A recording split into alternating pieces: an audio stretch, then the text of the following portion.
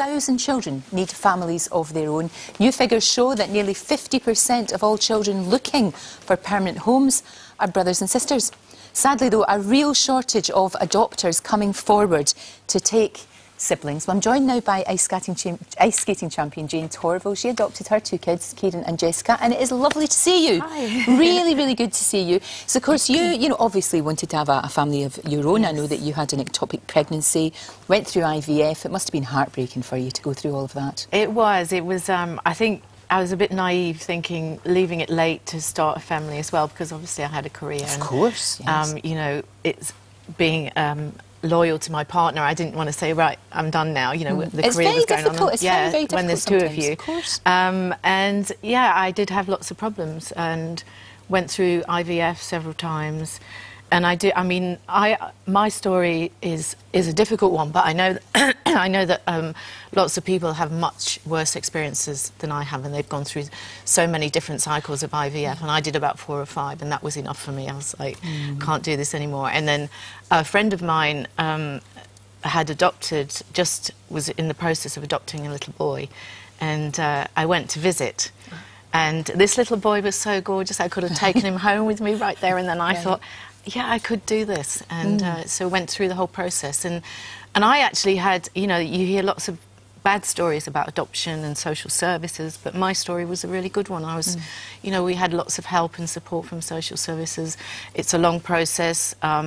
They really look into your background and what's going to happen in the future. And at the time, it can be really hard, but they have to do that. They have to do that. And the outcome for me was perfect. So. It was indeed, because you first of all got your son.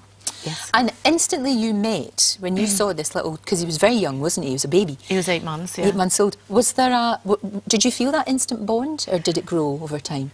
What I always remember was that he was in foster care, and meeting his foster mum, we had several meetings, and then first time I met Kieran, it's like this moment that, well, this is going to be my child, potentially, but you want to grab them, but then you hold back. Yeah. But I stood, and he was with his foster mum, and he actually reached out to me. So I was like, oh, Jayne. Yes. Yeah. Oh, that's amazing. Yeah. That was meant to be. Yes, obviously meant to be. And you've got 2 fantastic kids. Wouldn't change it for the world, I'm sure. No, I mean, these things are meant to happen, and you know, I'm just so lucky that you know I have the 2 that I have.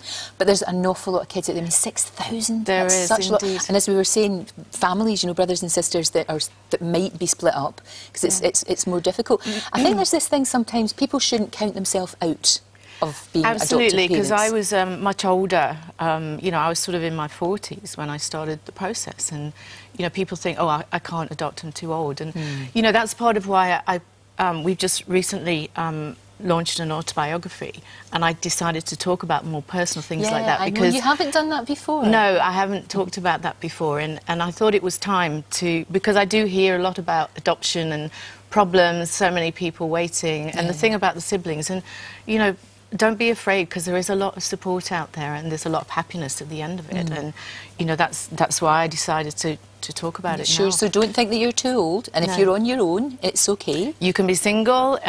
Gay couples can adopt. Sure.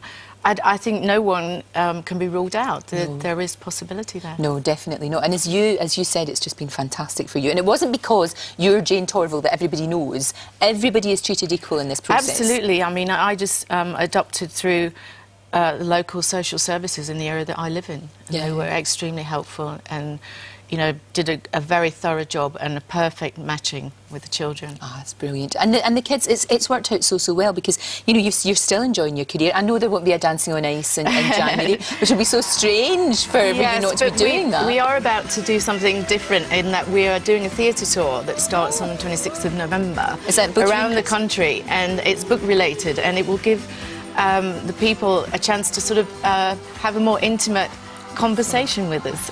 Really and we've never done it before, so we're really looking forward to it, and there's no ice involved. No ice? Do both your kids got ice skating shoes? They have. They've got, I can imagine. They would, wouldn't they? Of course they would. One of the companies that make ice skates, they've named one of the designs as Bolero. Can you believe that? That's so my daughter has the Bolero skates. Of course, and I bet they're very good. Yes. Jayne, thank you so much for coming in. It's a joy. Good luck with that tour. That'll be really good. Thank you. We'll stick all the details on the website. Thank you very much. Thank you very much. Right, still to come this morning, the Deputy Prime Minister's wife, Miriam Gonzalez, joins